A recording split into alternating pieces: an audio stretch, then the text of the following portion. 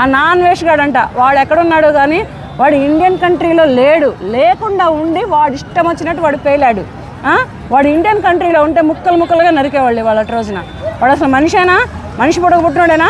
వాడు 14 ఏళ్ళ అమ్మాయిని రేప్ చేసి 14 ఏళ్ళ అమ్మాయిని అనుభవించిన ఒక కుక్క ఇవాళ రోజున మహిళ గురించి మాట్లాడతాడా?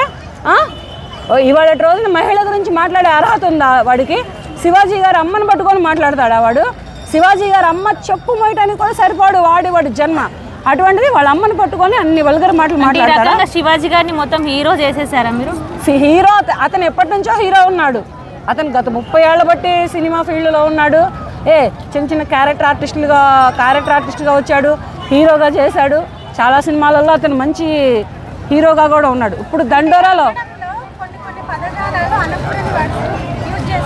అసలు ఎవరు అనని వర్డ్స్ యూజ్ చేశారు కదా. ఎవరు అనని వర్డ్స్ ఎవరు యూజ్ చేయలేదమ్మా. అవన్నీ అంత గలీజ్ వర్డ్స్ ఏం కాదమ్మా.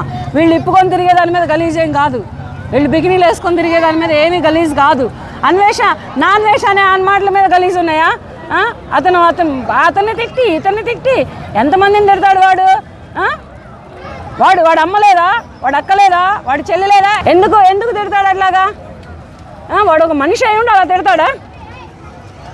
ఇప్పుడు బూతు మాటలు అనేది ఇప్పుడు గతంలో కూడా మస్తుగా పాటలు వచ్చినాయి. మరి అప్పుడు మీరు ఇట్లా మాట్లాడారా? ఎన్ని మాటలు రాలేదమ్మా. బూతు మాటలు అనేది పాటలో వస్తుంది. ఇప్పుడు సైతాన్ అని ఒక సినిమా వచ్చింది. ఆ సినిమాలో ఎన్ని బూతులు ఉన్నాయి? ఆ సినిమాని సెన్సార్ యాక్సెప్ట్ చేసింది. సెన్సార్లో పడింది. బూతు మాటలు చికిరి సాంగ్ లో కూడా ఉన్నాయి. కానీ అసలు సైతాన్ అనే సినిమా ఏమన్నా దాంట్లో ఫేమ్ అయిన ఆర్టిస్టులు ఎవరైనా ఉన్నారా? ఒక హీరో ఫేమ్ అయినోడా? హీరోయిన్ ఫేమ్ అయిందా? క్యారెక్టర్ ఆర్టిస్టులు ఫేమ్ అయిన వాళ్ళు ఉన్నారా? కానీ అది చేసింది, యాక్సెప్ట్ చేసింది.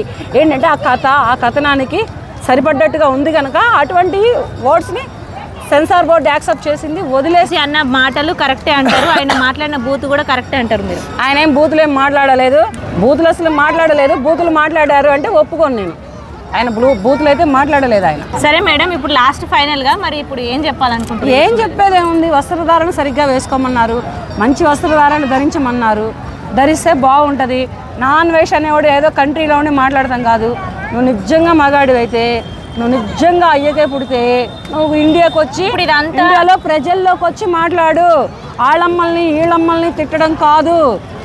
నువ్వు మగాడు నువ్వు ఒక అమ్మకు పుట్టి ఒక అమ్మాయితో పెరిగి ఇంకొక అమ్మాయితో బ్రతుకుతూ ఆడవాళ్ళు నీ ఇంట్లో ఆడవాళ్ళు ఇలాగ అర్ధనగ్నపు బట్టలు వేసుకొని తిరిగితే నువ్వు ఊరుకుంటావా? ఇండస్ట్రీ మొత్తం టార్గెట్ చేసింది అంటారా శివాజీ గారిని? ఇండస్ట్రీ ఎవ్వరూ టార్గెట్ చేయలేదు. ఏ ఇండస్ట్రీలో ఎవరు పెద్దలు మాట్లాడారు? చెప్పు. ఇటువంటి నాన్ వేష్ అనే కుక్కలు తప్ప ఎవరైనా మాట్లాడారా ఇండస్ట్రీలో? ఏ పెద్దలు మాట్లాడలేదు. ఇండస్ట్రీ మొత్తానికి తెలుసు. ఇండస్ట్రీని ఎవరిని ఎక్కడ పెట్టాలో తెలుసు, ఎవరితో ఎక్కడి వరకు ఉండాలో కూడా ఇండస్ట్రీకి తెలుసు.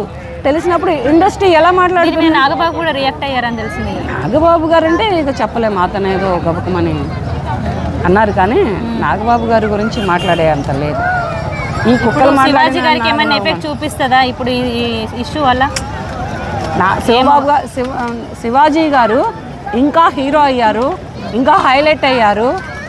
ఇంకా మంచి మంచి సినిమాలు చేస్తారు. అతను ఇంకా మంచి ఇదిగా ఉంటారు. కానీ అతన్ని ఇప్పుడు ప్రస్తుతానికి ఎవరు ఏం చేయలేరు. సపోర్ట్ ఎవరికి? నా సపోర్ట్ శివాజీ గారికే ఉంటుంది.